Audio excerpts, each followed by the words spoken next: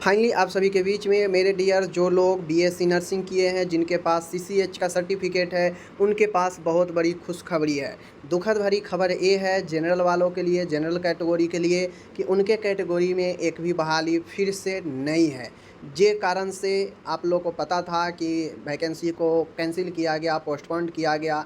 फ़िलहाल फिर से जो है आप लोग को जनरल वालों के लिए दुख की खबर है कि जनरल में एक भी सीट अवेलेबल अभी भी नहीं है, जो कि न्यू वैकेंसी आ चुकी है।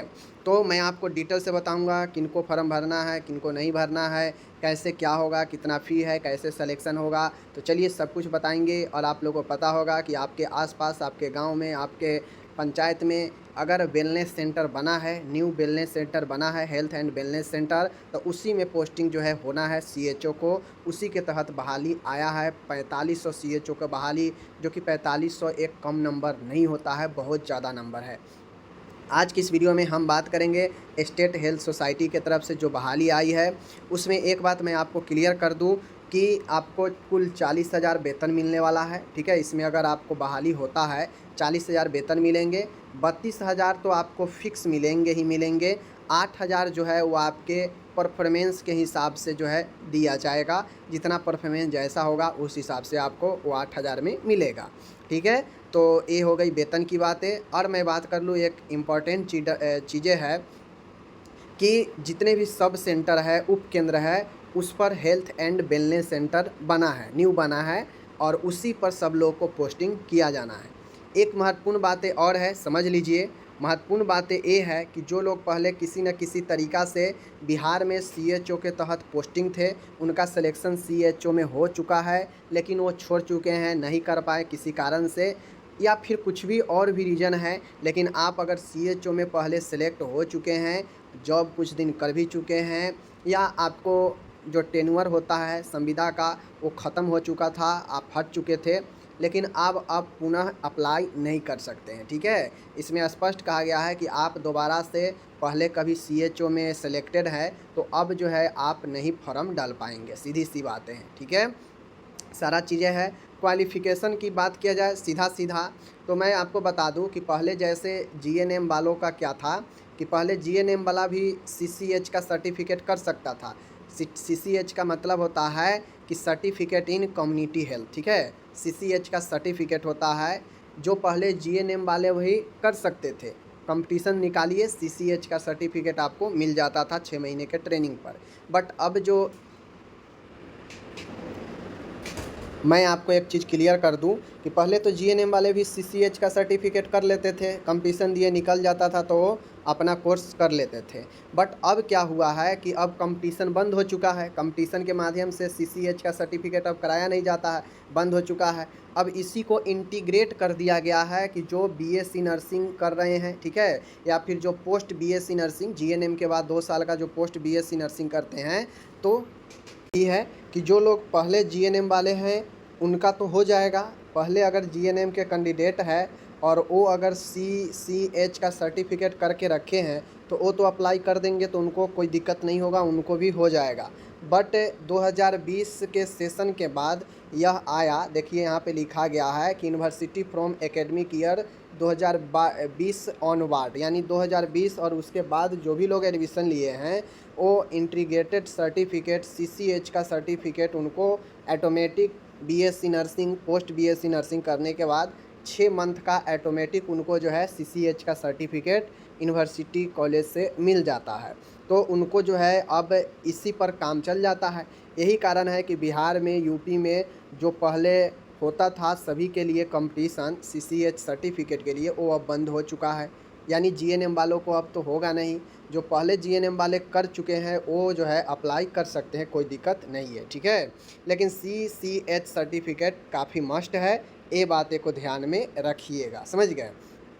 वैसे यहाँ पे कह रहा है कि 2019-20 या इसके बाद जो पास किए हैं और उनके पास अगर एमएलएच सर्टिफिकेट है, सीसीएच सर्टिफिकेट है, तो वो जो है अप्लाई कर सकते हैं। ठीक है, और उससे पहले जीएनएम, बीएससी नर्सिंग, इन सब लोग को जो है कंपटीशन से सीसीएच जिनका निकलता था उनको होता था, तो सीसीएच अगर उनसे पहले अगर जीएनएम, बीएससी नर्सिंग वाले के है तो वो तो कर ही सकते हैं, कोई दिक्कत है नहीं। ठीक है, लेकिन यहाँ पे महत्वपूर्ण बातें आपको मैं दिखा दूँ फिर से EBC, EBC female, BC, BC female, SC, SC female, ST, ST female, ठीक है, ईडब्ल्यूएस, ईडब्ल्यूएस फीमेल। यानी यहाँ से फिर से जो जनरल कैंडिडेट का पहले हल्ला गुल्ला हुआ था कि जनरल का हटा दिया गया है, फिर से जनरल वालों के लिए हटा दिया गया है, ठीक है। जनरल वालों के लिए है ही नहीं इसमें जो है, जनरल वाले के लिए इसमें है ही नहीं एक भी पोस्ट, ठीक है। और यहाँ पे स्पष्ट रूप से कहा गया है कि जो 2023 के 11वां महीना में जो जो रिजर्वेशन जो कोटा आया जिसको बढ़ाया गया, तो उसके तहत यह लेटर जो है आपके आया है, ठीक है। यानी जीएनएम जनरल का साफ जो है ख़त्म है, उड़ा दिया गया है, ठीक है, कोई दिक्कत नहीं है। अब मैंने यहाँ पे आपको कह दिया कि जो भी सीएचओ में पहले ज्वाइन कर चुके हैं, किन्हीं कारण से छोड़ दिए हैं, उनको अब अप्लाई नहीं करना है, उनको अप्लाई नहीं करना है, ठीक है, वो उनका होगा भी नहीं। अप्लाई का जो डेट है 1 जुलाई से शुरू होगा, 21 जुलाई तक चलेगा, ठीक है। यानी अभी बहुत समय है, 1 जुलाई से 21 जुलाई तक अप्लाई होगा। सबसे पहले महत्वपूर्ण चीज़ें हैं कि अगर आप फॉर्म भरते हैं तो आपको फ़ी लगेगा। आप कोई भी कैटेगरी के अगर फीमेल है तो 250 लगेगा। अगर आप मेल कैंडिडेट है बीसी का, ईबीसी का या ईडब्ल्यूएस का, तो आपको 500 लगेंगे। जनरल तो है ही नहीं। एससी एसटी के हैं, बिहार डोमेसियल के लिए उनको 250 देना है। फीमेल एंड पीडब्ल्यूडी कैंडिडेट का 250 देना है, ठीक है। तो ये सारा चीज़ बता दिए। मैक्सिमम एज की बात किया जाए तो ईडब्ल्यूएस मेल के लिए 42 है, फीमेल के लिए 45 है, बीसी ईबीसी मेल या फीमेल के लिए 45 है, एससी एसटी मेल फीमेल के लिए 47 है, ठीक है। तो एज अच्छा खासा है, एज में कोई दिक्कत नहीं है। और मिनिमम जो एज है वह 21 होनी चाहिए, तभी जाके आप फॉर्म अप्लाई कर पाएंगे, ठीक है। ये जो बहाली है मैं आपको सीधा सीधा बता दूं, यह मेरिट बेस्ड पर बहाली है। किस पर है?